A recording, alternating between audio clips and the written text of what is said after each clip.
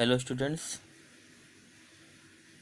आज की क्लास में क्लास 10th के बच्चों को हम हिंदी विषय के अंतर्गत हिंदी पद्य में सूरदास के पद पढ़ाएंगे। पिछली कक्षा में हमने 8वें पद तक पढ़ा था, आज 9वां पद पढ़ेंगे।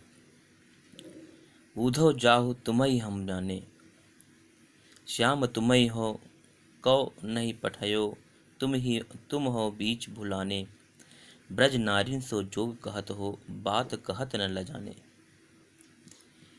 इस पद में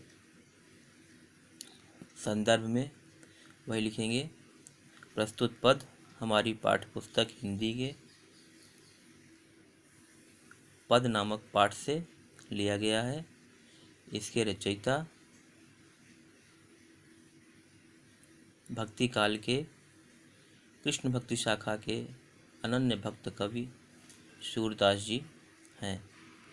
इसलिए प्रसंग में लिखेंगे। इस पद में या प्रस्तुत पद में गोपियाँ उद्धव के साथ परिहास करती हैं और कहती हैं कि श्री कृष्ण ने तुम्हें यहाँ नहीं भेजा है, वरना तुम अपना मार्ग भूलकर यहाँ आ गए हो, या श्री कृष्ण ने तुम्हें यहाँ भेजकर तुम्हारे साथ मजाक किया है।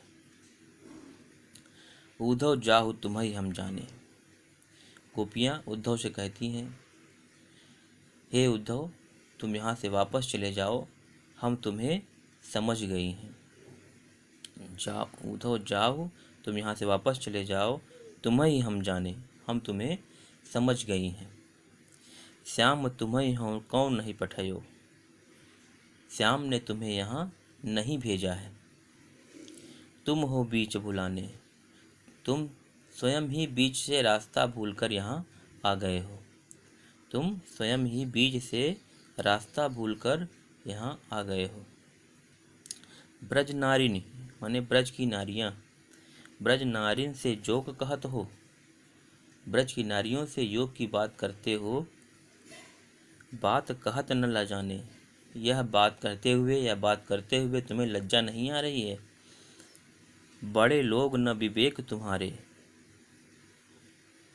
तुम बुद्धिमान ज्ञानी होगे, बड़े होगे, तुम बड़े हो मतलब बड़े लोग मतलब बहुत बुद्धिमान या ज्ञानी, तुम बुद्धिमान या ज्ञानी होगे। ऐसो भय अयाने, ऐसे भय अयाने, अयाने माने होता है अज्ञानी। तुम बुद्धिमान और ज्ञानी होगे, परंतु हमें ऐसा ही लगता है कि तुम्हारे अंदर न विवेक, तुम्हारे विवेक नहीं है, नहीं तो तुम ऐसी अज्ञानतापूर्ण बातें हमसे क्यों करते। तुम बुद्धिमान और ज्ञानी होगे, परंतु हमें ऐसा लगता है कि तुम में या तुम्हारे अंदर विवेक नहीं है, नहीं तो तुम ऐसी अज्ञानतापूर्ण बातें हमसे क्यों करते। हमसो कहीं लई हम सह के, हमसो कही लई, हमसे कह दिया, हम सह लई, हमने सह लिया, बर्दाश्त कर लिया। जी गुण लेहु शयाने, यह तुम अपने मन में अच्छी तरह से विचार कर लो कि हमसे कह दिया तो कह दिया, हमने सह लिया, लेकिन अब जी गुण लेहु शयाने, लेकिन अब ब्रज में किसी अन्य से ऐसी बातें न करना। हमने तो सहन भी कर लिया, कोई दूसरी गोपी इसे सहन नहीं करेगी। हम सो कह लई हम सही कहे, मतलब हमसे तो कह दिया, हमने सहन भी कर लिया, लेकिन अब कोई दूसरी गोपी सहन नहीं करेगी। कहाँ अबला कहाँ दश दिगंबर, कहाँ तो हम अबला नारियाँ और कहाँ योग की दशा दिगंबर। दशा दिगंबर, दिगंबर माने होता है नग्न, अर्थात दिशाएं ही जिसके वस्त्र हैं, जो वस्त्र नहीं पहनते हैं। दशा दिगंबर मतलब दिशाएं ही जिसके वस्त्र हों। तो कहाँ हम अबला नारियाँ और कहाँ योग की नग्न अवस्था। मस्ट करो पहचाने। मस्ट करो माने चुप हो जाओ।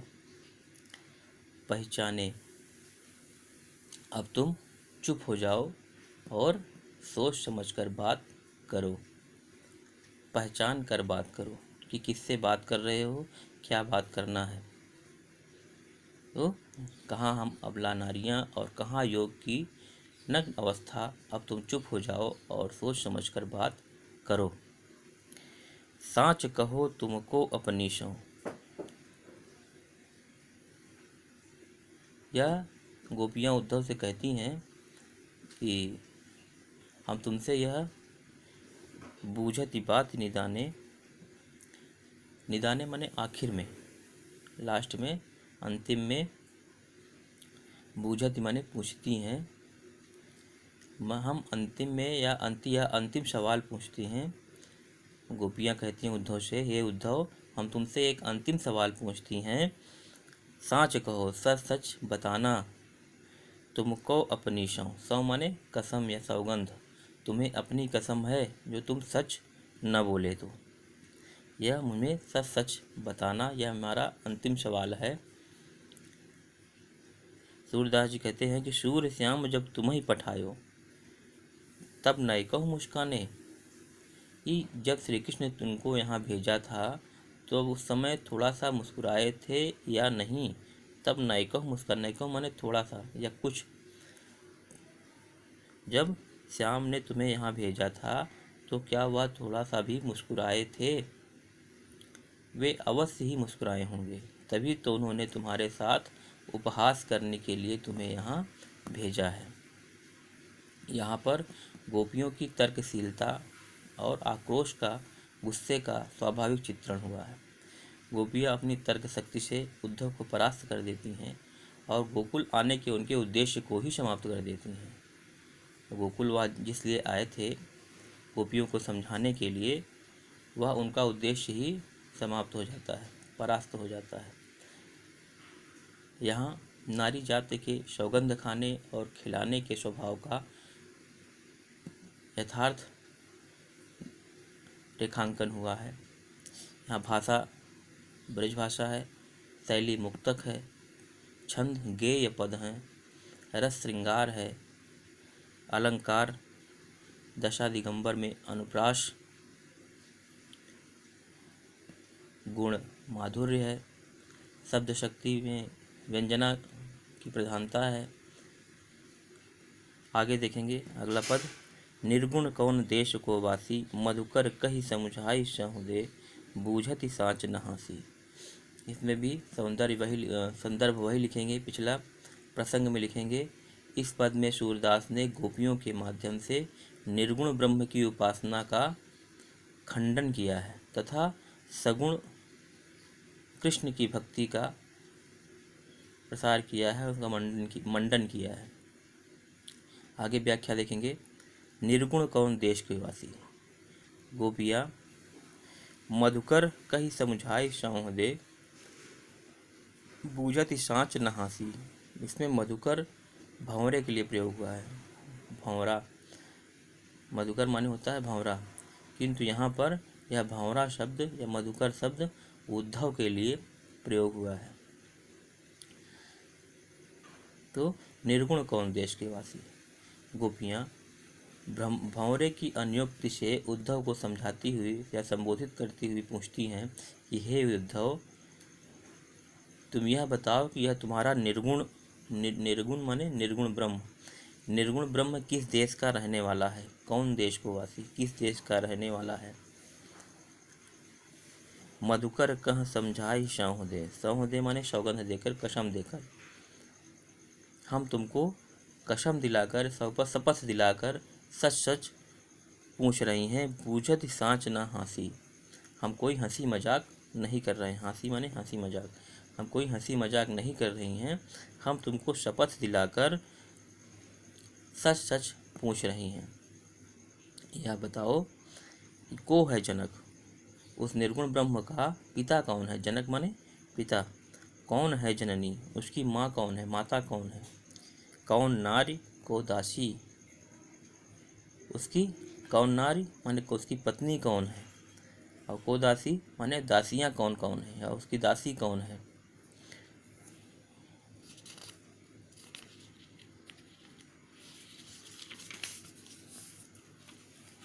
कैसे वरण, वरण माने वर्ण, उसका रंग कैसा है, उस निर्गुण ब्रह्म का रंग कैसा है, भेष है कैसो, और उसके वस्त्र कैसे हैं, उसकी वेशभूषा कैसी है। कि ही रस में अभिलाषी, और उसकी किस रस में रुचि है। अभिलाषा माने इच्छा है, रुचि, और किस रस में उसकी रुचि है। पावे गो पुनिकियो आपनो, जो रे करे गो गासी। गासी माने होता है हंसी मजाक या छल कपट। पावे गो पुण्य कियो आपने, यह उद्धव को गोपियाँ चेतावनी देते हुए कहती हैं कि हमें सब बातों को ठीक ठीक, हमारी सभी बातों का ठीक ठीक उत्तर देना। यदि आप सच बताने में जरा भी छल कपट करेंगे, जो रे करोगे गांसी, गांसी माने छल कपट या हंसी मजाक, जो सही बताने में जरा भी छल कपट या हंसी मजाक करेंगे तो अपने किए का फल अवश्य पाएंगे। पावे गो पुण्य कियो अपनो, अपने द्वारा किए गए कर्मों का फल अवश्य पाएंगे। सुनत मौन हुए रहो बावरो, सूर सबय मति नासी।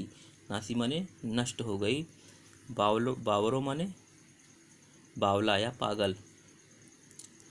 तो इसमें सूरदास जी कहते हैं कि गोपियों के सुनत और मौन हुए रहो बावरो, गोपियों के ऐसे प्रश्नों को सुनकर जो उद्धव, जो बहुत बड़े ज्ञानी थे, वह भी ठगे से रह गए, मौन रह गए, बावले हो गए। और सूर सबय मति नासी, मति माने बुद्धि, ज्ञान, और उनका सारा ज्ञान या गर्व वो अनपढ़ गोपियों के सामने नष्ट हो गया, समाप्त हो गया। तो इसमें काव्यगत सौंदर्य में सगुण पाशक सूर ने गोपियों के माध्यम से निर्गुण ब्रह्म का उपहास पूर्वक खंडन किया है। गोपियों के प्रश्न सीधे साधे होकर भी व्यंग्यपूर्ण हैं। इसमें भाषा सरल ब्रज, शैली मुक्तक,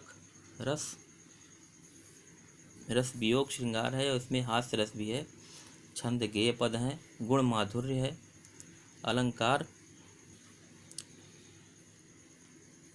सूर सबय, और समुझाई सौ, यहाँ पर अनुप्रास अलंकार है। आगे देखेंगे अंतिम पद, संदेशो देवकी सो कहियो, हौ तो धाय तिहारे श्रुत की दया करते ही रहियो। इसमें भी संदर्भ में वही लिखेंगे, प्रसंग में लिखेंगे। इसमें प्रस्तुत पद में श्री कृष्ण जब मथुरा चले जाते हैं, या श्री कृष्ण के मथुरा चले जाने पर माता यशोदा बहुत दुखी हो जाती हैं, और उनके मन में तमाम तरह की आशंकाएं और चिंताएं होने लगती हैं। तो इस पद में देवकी को संदेश भेजते समय वह अपने मन की बात को व्यक्त करती हैं। इसमें माता यशोदा देवकी को संदेश भेजती हैं, जिसमें अपने मन की बात वह व्यक्त करती हैं। संदेशो देवकी से कहियो, इसमें व्याख्या में लिखेंगे, देखेंगे यशोदा जी श्री कृष्ण की माता देवकी को एक उस रास्ते से जाने वाले पथिक द्वारा संदेश भेजती हैं, जो मथुरा जा रहा होता है। उससे देवकी को एक संदेश भेजती हैं कि संदेशो देवकी से कहियो, कि देवकी से मेरा संदेश कह देना। हाँ तो धाय तिहारे श्रुत की, कृष्ण दया करते ही रहियो। हाँ तो धाय, धाय माने माँ, आया होती हैं, सेविका होती हैं, वह धाय कहा जाता है। कृष्ण तुम्हारा ही पुत्र है, मेरा पुत्र नहीं है। यह यशोदा देवकी को संदेश भिजवाती हैं कि कृष्ण तुम्हारा ही पुत्र है, मेरा पुत्र नहीं है, मैं तो उसका पालन पोषण करने वाली मात्र एक सेविका हूँ। हाँ तो धाय तिहारे सुत की, तिहारे माने तुम्हारे, सुत माने पुत्र, तुम्हारे पुत्र की मैं तो केवल धाय हूँ। धाय मतलब सेविका, मैं सेविका हूँ। दया करत ही रहियो, इसलिए मेरे ऊपर दया करती रही है। तो इसलिए मैं उसकी धाय रही हूँ, मैं उसकी सेविका रही हूँ। वह मुझे मैया कहता रहा है, इसलिए मेरा उसके प्रति वात्सल्य भाव स्वाभाविक है।